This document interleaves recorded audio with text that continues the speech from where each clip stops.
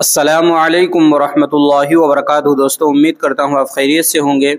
मैं हूँ मोहम्मद मकसूद कासमी और आप देख रहे हैं बाग़ मदीना यूट्यूब चैनल।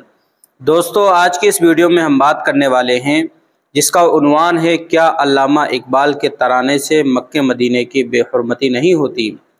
क्योंकि कल को 15 अगस्त है और बहुत सारे मदारिस में बहुत सारी जगहों पर सारे जहाँ से अच्छा हिंदुस्तान हमारा पढ़ा जाता है।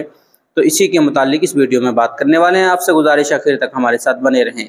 तो साहिल सवाल करता है दारुल उलूम देवबंद से, मुफ्ती साहब क्या फरमाते हैं मुफ्तियान दारुल उलूम देवबंद अल्लामा इकबाल साहब का लिखा हुआ तराना हिंद के बारे में, जिसमें अल्लामा इकबाल ने कहा है कि सारे जहां से अच्छा हिंदुस्तान हमारा, क्या इसमें काबा शरीफ, मदीना मुनव्वरा और बैतुल मुक़द्दस के मर्तबे को कम करके हिंदुस्तान को सबसे ज़्यादा अच्छा बताया है? और जहां में तो काबा शरीफ, मदीना मुनव्वरा और बैतुल मुक़द्दस भी है, तो क्या वो ये कहना चाहते हैं कि हिंदुस्तान मुसलमानों के तीनों हरम से ज़्यादा अच्छा है?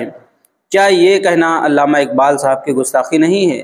आपसे गुजारिश है कि इस सवाल का जवाब इनायत फरमाएँ।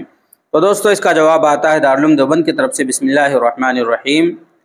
अच्छा या बुरा होना इजाफ़ी चीज़ है, इसलिए मुमकिन है कि कायल की मुराद जमी जिहाद से नहीं बल्कि बाज़ जिहाद से हिंदुस्तान तमाम जगहों पर फ़ौक़ियत देना हो। नीज़ इस तराने का मकसद ये भी हो सकता है कि हिंदुस्तान की तारीफ़ में मुबालगा किया जाए, न कि तमाम मकामात पर इसे फ़िलवाक़े फ़ौक़ियत दी जाए। इसी तरह ये तवजीह भी की जा सकती है कि सारे जहां में मक्का मुकर्रमा, मदीना मुनव्वरा दाखिल ही ना हो बल्कि माँ सिवा पर हिंदुस्तान को फ़ौक़ियत देना हो, क्योंकि मकामात मुक़द्दसा तो मुस्तकिल नसूस की बुनियाद पर सबसे फ़ाइक हैं ही। बहरहाल किसी कलाम की मुराद मुतय्यन करते वक्त मुतकल्लिम कायल के अहवाल को पेश नज़र रखना ज़रूरी होता है, और ज़ाहिर है कि अल्लामा इकबाल से तवक्को नहीं कि वो हिंदुस्तान को मक्का व मदीना से भी अफजल करार देंगे। इसलिए इस कलाम की तौजीह ज़रूरी है।